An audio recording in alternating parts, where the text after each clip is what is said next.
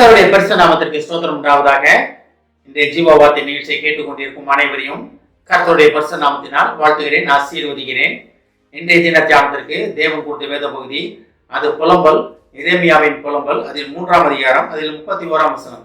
புலம்பல் 3:31. ஆண்டவர் என்றென்றைக்கும் கைவிட மாட்டார். இன்றைய தினம் இதை கேட்டுக்கொண்டிருக்கும் தேவ பிள்ளைகளே, தேவன் என்றென்றைக்கும் கைவிட மாட்டார். அப்ப தேவன் நம்மளை கைவிட்டு விலகுகிற தேவன் கிடையாது. நம்ம தான் தேவன் கையை விட்டு விடுகிறோம், தேவனை நம்ம தான் விட்டு விலகி விடுகிறோம். இதெல்லாம் நடக்காதுங்க அப்படின்னு நம்ம தான் தேவனை விட்டு விலகி விடுகிறோம். அநேகரை பார்த்துருக்கேன், அநேகரோட பழகியிருக்கேன். அநேகர் சொல்ற ஒரு காரியம் என்னவென்றால், எனக்கு இதெல்லாம் நடக்காதுங்க, இது அவருக்கு நடக்கும், இதெல்லாம் உண்மை கிடையாது, இதெல்லாம் பொய்யுங்க, எல்லாமே பொய். நம்ம இறந்ததுக்கப்புறம் நமக்கு என்ன நடந்தால் நமக்கு என்ன தெரிய போகுது?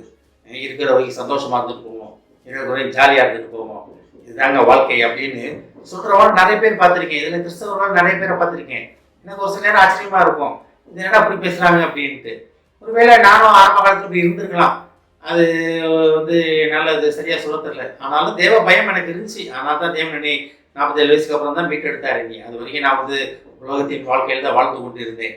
அப்ப இந்த 47 வருடங்களாக உலகத்தில் ஓடிக்கொண்டிருந்த என்னை தேவன் கைவிடாத தேவன் என்னை மீட்டெடுத்து அவர் பக்கமா நிறுத்தினார்.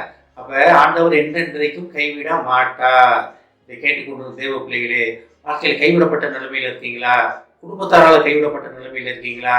கணவரால, மனைவியால கைவிடப்பட்ட நிலைமையில இருக்கீங்களா? ஒருவேளை சொந்த பிள்ளைகளால் கைவிடப்பட்டு முதிர் வயதுல பிள்ளைகள் என்னை பார்க்கலை அப்படின்ட்டு கைவிடப்பட்ட நிலைமையில போராடி கொண்டு இருக்கிறீங்களா? ஒருவேளை காசு பணம் நிறைய இருக்கலாம், நான் எங்களை பாதுகாத்துக்கிறேன், நான் என்னை பார்த்துக்குவேன் அப்படின்னு நினைக்கலாம். ஆனாலும் அந்த உறவுகளை விட்டு விலகுறது மிகப்பெரிய கொடூரமான ஒரு தண்டனைன்னு தான் நான் சொல்லுவேன். ஒரு மோசமான ஒரு நிலைமை தான். பார்க்கறதுக்கு ஆள்கள் வேணும், கூட வேண்டும், அது இல்லாததுன்னா அது வேற கதை. ஆனா இதுக்கு தேவன் கைவிட்டு போறவங்கள பார்த்தீங்கன்னா ரொம்ப வருத்தமா இருக்கும் அவங்கள பார்க்கும்போது. ஆனா இதுல தேவன் என்ன சொல்றாரு பாருங்க, நான் என்னென்றைக்கும் கைவிட மாட்டேன். அப்ப நம்ம பிறந்த முதல் மூச்சு வந்ததுல இருந்து நம்ம இறுதி மூச்சு வரைக்கும் தேவன் நம்மளை கைவிட மாட்டார். ஒருவேளை தொழில் உங்களை கைவிட்டு இருக்கலாம், உங்க படிப்பு உங்களை கைவிட்டு இருக்கலாம், உங்க வேலை உங்களை கைவிட்டு இருக்கலாம், உங்களோட சொந்தமும் தான் கைவிட்டு இருக்கலாம், கணவன் மனைவி உங்களை கைவிட்டு போயிருக்கலாம். உங்களோடலாம் நீ வாழ முடியாது, உங்களோட வாழ முடியாது, நான் நீ இந்த இடத்துல இருக்க முடியாது அப்படின்னு நீங்க உங்களை கைவிடப்பட்டிருக்கலாம். எல்லாராலும் கைவிடப்பட்ட நிலைமையில நீங்க இருக்கலாம். கவலையே படாதீங்க. என்றென்றைக்கும் உங்களை கரம் பிடித்து நடத்துகிற தேவன் ஒருவர் உங்களோட உண்டு. கைவிடாத தேவன் ஒருவர் உங்களோட உண்டு. இதை கேட்டுக்கொண்டு தேவ பிள்ளைகளே, கைவிடப்பட்ட நிலைமையில இருந்தீங்கன்னா தேவன்கிட்ட சேருங்க. நீங்க உலகத்தால என்னை கைவிட்டாங்களே, அவனுக்கு என்ன செய்யறேன் பாரு அப்படின்னு பதில் செய்வதற்கு நீங்க தயாராகாதீங்க. நீங்க கைவிடப்பட்ட நிலைமையில இருந்தா தான் தேவனுடைய அன்பை புரிந்து கொள்ள முடியுன்றதுக்காகவே ஒரு சில நேரம் தேவன் அந்த மாதிரி காரியங்களை கொண்டு வருவார். பெற்றோருடைய அன்பு எப்போ புரியும்னா, பிள்ளைகளை தண்டித்து பிள்ளைகளை அடித்து நல்வழிப்படுத்தும் போதுதான் பெற்றோர் தன் பிள்ளை மேல இருக்க அன்பு புரியும். அந்த அன்பை புரிஞ்சு கொள்ளாம பிள்ளை ஓடிச்சுன்னு வச்சுக்கீங்களேன், அந்த பிள்ளை தான் லூசர். அதை புரிஞ்சு கொண்டுச்சுன்னு வச்சுக்கீங்களேன், என்றென்றைக்கும் அப்பா அம்மாவை கைவிடாது, எப்போதுமே அப்பா அம்மா கூட இருக்கும். இதே போலதான் பரலோக தேவன் தான் நேசிக்கிறவர் சிக்ஷிக்கிறாரு வேதத்தை படிக்கிறோம். அப்ப எதுக்காகனா, நம்மளை கைவிடாமல் அவர் நம்மளை குறித்து வைத்திருக்க உயரத்திற்கு நம்ம செல்வதற்காகத்தான் தேவன் நம்மளை சிக்ஷித்துக் கொண்டிருக்கிறார். ஆனால் நேரம் தேவன் என்ன கைவிட்டாருன்னு சொல்றீங்களா? இன்றைய தினத்துல இருந்து அப்படி சொன்ன வார்த்தைகளுக்காக மன்னிப்பு கேளுங்க. கர்த்தர் என்றென்றைக்கும் கைவிட மாட்டார். கைவிடாத தேவன் நம்மளுடன் இருக்கிறார், நமக்குள்ளே வாசம் பண்ணி கொண்டிருக்கிறார். அதை நம்ம புரிந்து கொள்ள வேண்டும்.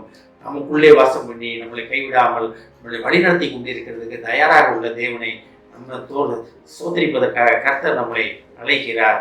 ஆமென். ஜெபிப்போம்.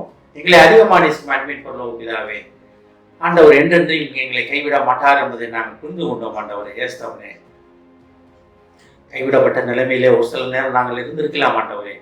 ஆனாலும் அது இன்னும் உம்முடைய அன்பை புரிந்து கொள்வதற்காக, அறிந்து கொள்வதற்காக என்றதை நாங்கள் அறிந்து கொண்டோம் ஆண்டவரே.